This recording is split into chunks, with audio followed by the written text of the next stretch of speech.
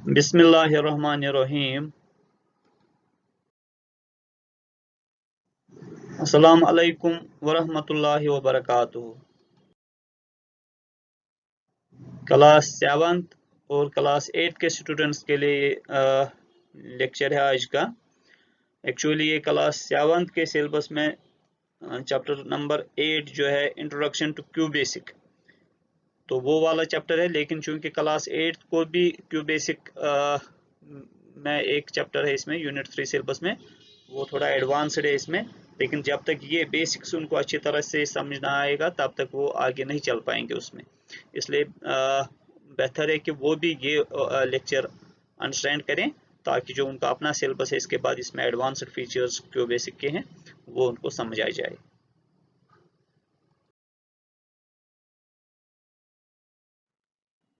खुश आमदेद है आपको FEI के ऑनलाइन ऑनलाइन क्लासेस में। तो चैप्टर का नाम है introduction to QBasic. QBasic तो इसमें जो चीज़ हम जिन पे हम नज़र डालेंगे, जो चीज़ हम अंडरस्टैंड करने की कोशिश करेंगे वो ये है कि क्यू बेसिक क्या चीज़ है, कैसे हम स्टार्ट कर सकते हैं क्यू बेसिक, और प्रोग्राम लिखने के लिए क्या करना है। क्यू बेसिक का, या इसको क्विक बेसिक भी बोलते हैं हम, तो इसका फुल फॉर्म जो है वो है beginners all purpose symbolic instruction code. ये ज़्यादातर इस्तेमाल होती है जब प्रोग्रामिंग लैंग्वेज शुरू करनी होती है किसी को सीखना, तो उसके लिए बेटर रहता है कि वो ये लैंग्वेज पहले सीखे बेसिक।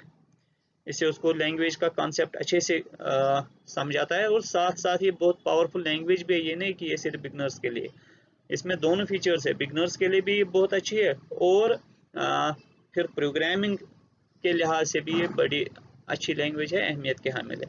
क्योंकि आजकल आप देखते हो बहुत काम विजुअल बेसिक में होता है, और वो इसी का वर्जन है, लेटेस्ट वर्जन वो इसी के।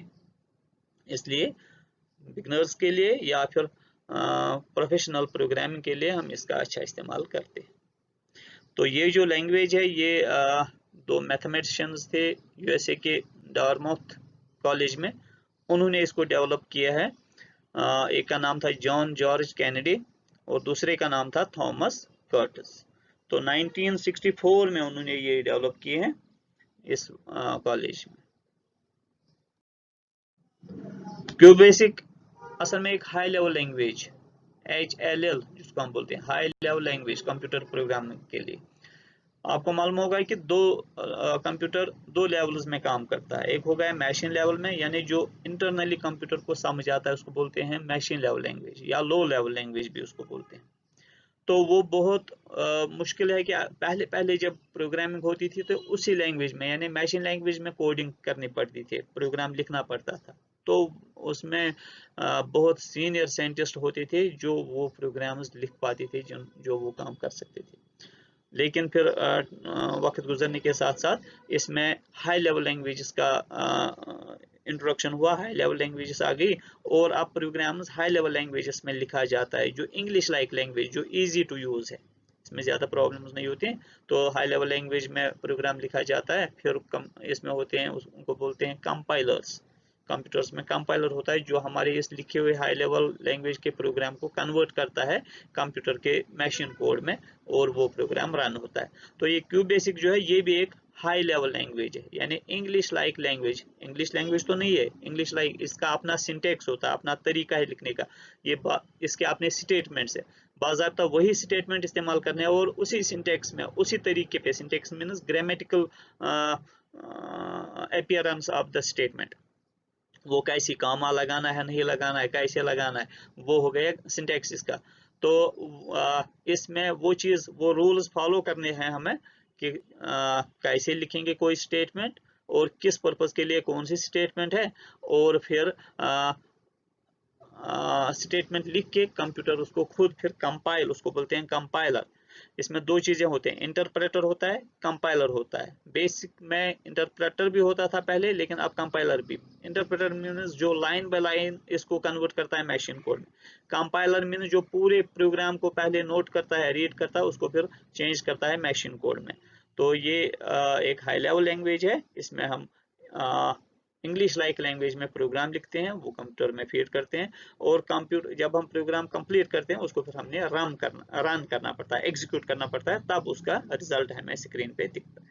ठीक, तो ये जो क्यूब बेसिक है, एक तो इसमें प्रोग्रामिंग जो है, प्रोग्राम जो हम बना सकते हैं किसी भी तरीके में, हमें टेक्स्ट डिस्प्ले करना हो, कोई टेक्स्ट अगर हमने किसी भी तरीके में डिस्प्ले करना हो, फॉन्ट चेंज करके, कलर चेंज करने वगैरह वो सब, तो वो हम इसमें कर सकते हैं।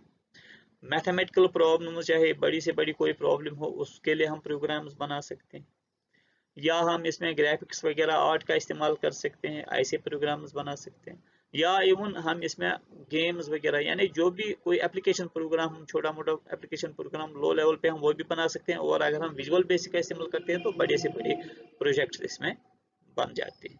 तो ये इसका इस्तेमाल है।